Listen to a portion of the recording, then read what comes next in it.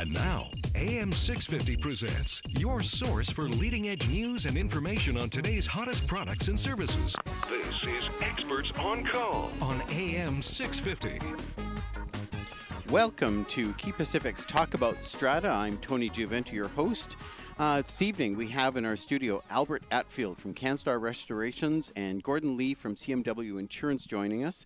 And we're going to be talking about strata claims and insurance claims and strata corporations and what happens to homeowners, what happens to the strata council, who's responsible for the work that gets done, what happens when you have a claim below a deductible, above a deductible, where all the damages go, who's ultimately going to be making decisions. So lots to talk about, and we'll work through the bits and pieces. But thank you both for joining us. Oh, you're welcome, Thank Tony.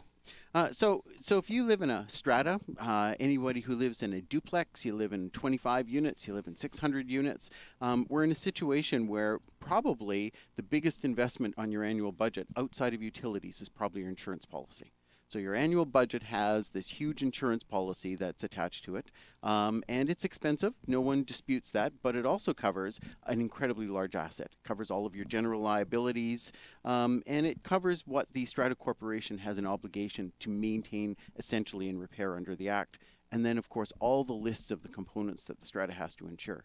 So you put all of that together, and you have a pretty important contract each year that the Strata Corporation has to go through. So Gord, who's insured by the strata? Basically, what does the strata have to insure? The strata is going to insure the common asset. So basically, all the fixtures. You look at a strata. The easiest way I think for someone to visualize it is that before anybody moves in, the construction is done. Just before they turn the keys over, you look at the strata. Basically, in general, that's what they would be insuring. The building, the fixtures, the toilet, sink. The only thing that they would not insure in general that you should look at is really the appliances. That's something that even though the developer is kind of included in the sale, but if it's not permanently attached, it's considered your contents, because if it breaks, you got to replace it yourself. Right? But so that's what the strata insures, is that whole building you look at. You walk into the suite, you open the doors, you turn the keys, open the door, you look in, whatever is there, that's what the strata insure. So the strata insurance appliances, fridge, stove, washer, dryer, yes, dishwasher, we're going to be dealing with basically removable appliances. Yes. What about things that are built-ins, things that are built in, that the developer built into the structure of the building? That would be part of the strata's insurance. Right. So, so the Strata Corporation essentially has this big responsibility of insuring for all these. How do you determine what they're worth? Well, what happens is that the Strata Act sets out that the strata must insure this for full replacement value. So, in a practice point of view, what happens? An appraisal was done to determine the insurance replacement value to rebuild or replace the property in the event of a loss.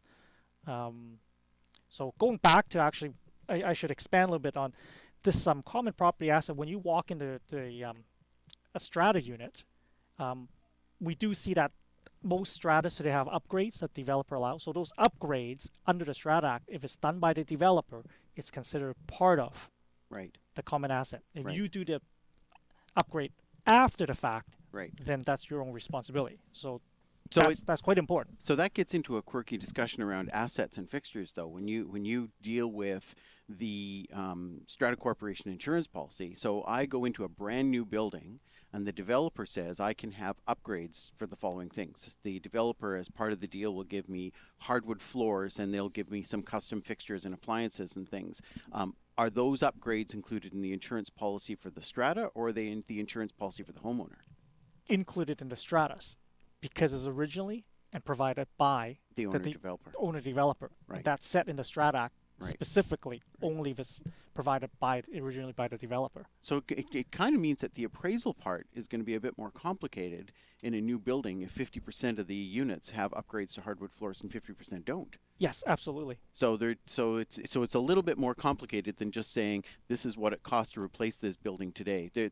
For newer buildings where there are all these types of options of upgrades or newer developments, obviously the appraisers have to have it for the very first time at least a better understanding Yes. of what this property really Yeah, owns. they, when they initially do these appraisals, for sure the first time they go through and visits quite a few different suites to get idea of like, what is the replacement value and what numbers of suites have upgrades or not.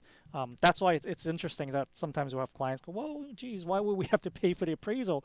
Right. We should be able to build this for $200. That's great. Let's times it out, and that we just go with that. Like, Right. save some money, and we say, well, you can't really do that because every unit's a little different, right? There's going to be upgrades by the developers, could be upgrade afterwards, which we don't insure, but you got to differentiate that. And so it's better to have a professional appraisal company to go in and let them do the job. So the strata's obligation is to maintain insurance to full replacement value.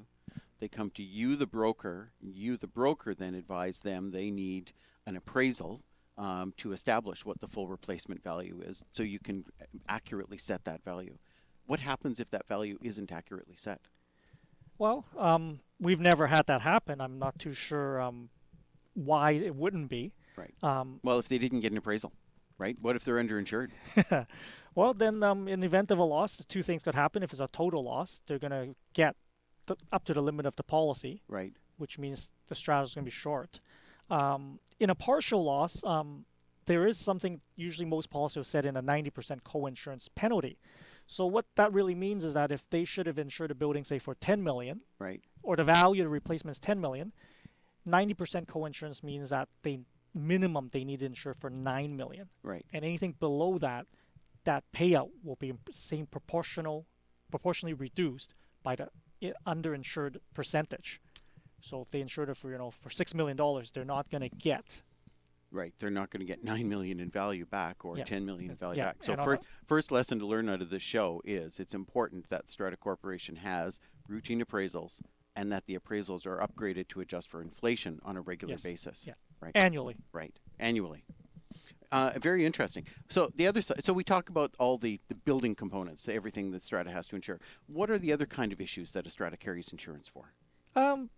We got liability insurance, which so commonly, whether it's a townhouse or high-rise, you're going to get liability claims coming out of it. So slip and fall claims. Right. For high-rise, a lot of times we see claims coming out of, recreation facilities, gyms, saunas, swimming pools. Right. Things So like that. somebody slips in the shower by the swimming pool and injures themselves, and that turns out to be a liability claim. Yes. Right. Yes.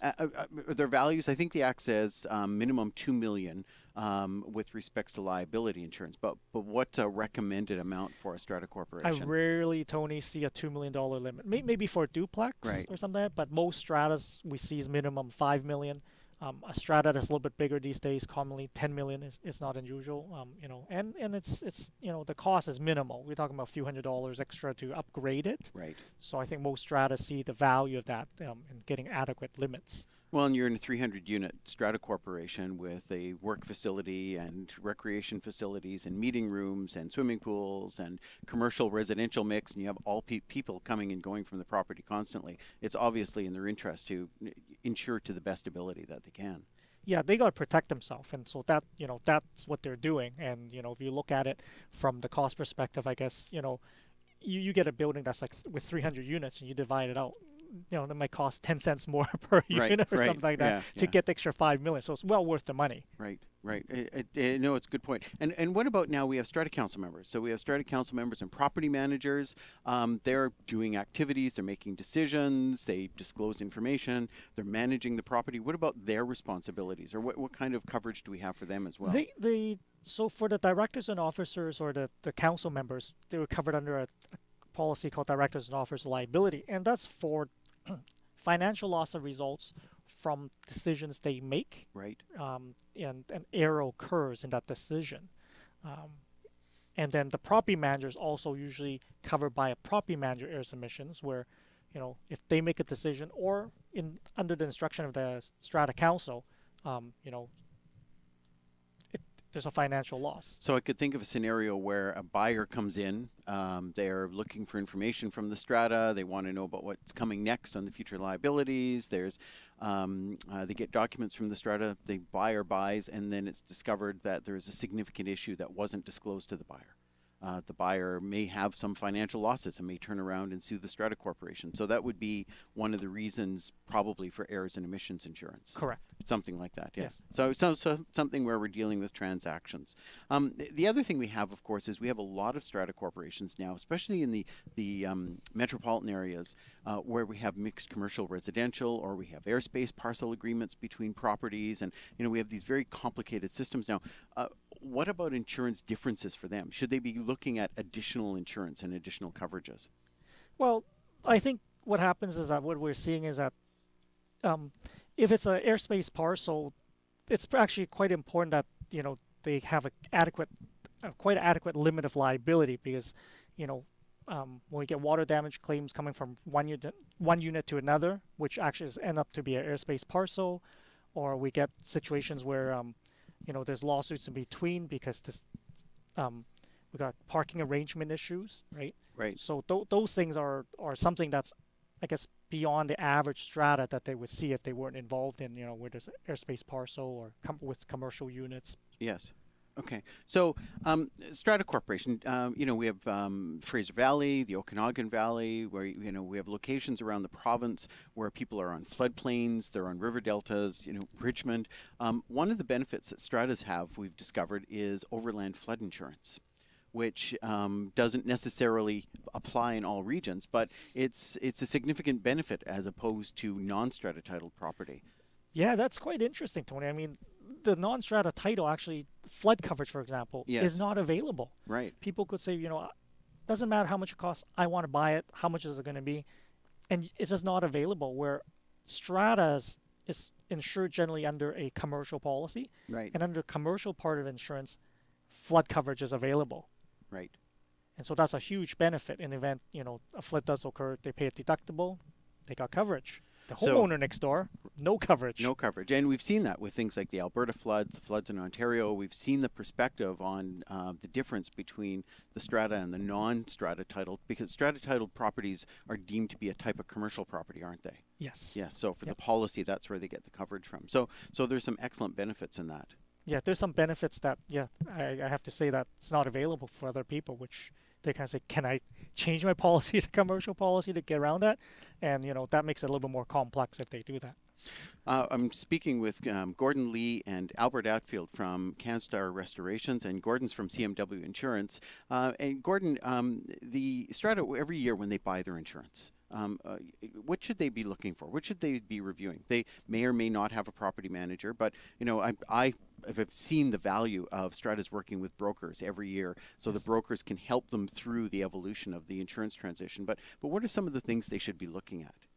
Well, when they look at their value, so common things we see is that we talked about appraisals. So self-managed strata a lot of times don't understand that, under the Strat Act, they're required to actually insure for full replacement. Right. So they a lot of times don't have an appraisal because they don't know they need one, nor do they know usually where to obtain one. Sometimes you also will see that they buy policies that are inadequate. It doesn't provide directors and officers insurance, which they somewhat need, but they don't understand that what's the coverage for. So they don't have it. They can't go, well, we just need the building insurer and we just need a bit of liability and we should be fine. So you'll see that self-managed generally would have some weaknesses in those areas. So it's even more important if you, the Strata Council, are actually dealing with your insurance renewal each year. It's probably even more critical that we actually take a direct approach to dealing with your insurance broker. Asking for things like, what are our minimum coverages? What are our options? What are the additional things that we can purchase? And what the costs and the variables are. One of the challenges that we see for strata corporations is who makes those decisions. You were talking about the liability insurance minimum 2 million, but most are 5 and 10 million is available. But who actually makes the decision as to whether the strata policy is going to be 5 million or 10 million? And it's the Strata Council and the Strata Corporation, the owners. right? And so they still have decisions to make as a strata corporation each year, and that's probably critical for them. We've seen a number of incidents in Western Canada over the last 5 years, things people never think about. One of the things we're insured for is impact by aircraft. And we've seen incidents where we've had high-rise buildings that have actually had parts of aircrafts or the aircraft itself crash into the buildings, and the restoration that's been involved. And so, we have all of these variables that we're insuring for. So working with the broker is probably one of the more valuable things that the Strata Council can do each year. Yeah, I think they should spend some time versus just getting a renewal. They should call the broker and ask them to review it. I think most brokers today, if they know what they're doing with the strata, they would make sure to do a review with the client and make some recommendations. Right. To make sure they have the proper coverage as needed per that strata. Right. This is Key Pacific's Talk About Strata. We have a new email address for everyone to respond to. It's questions@talkaboutstrata.com. questions@talkaboutstrata.com. We're going to take a short break, and we'll be back in a moment, and we're going to talk to Albert from CanStar Restorations. And we're going to work through some of the things that happen in an insurance claim when you actually have that dreaded massive water leak or a fire that results in water and smoke damage and everything else that happens to buildings. I'm Tony Giaventu, your host, and this is 650's Talk About Strata. Delivering relevant and beneficial consumer information. This is Experts on Call, and there's more still ahead on AM 650.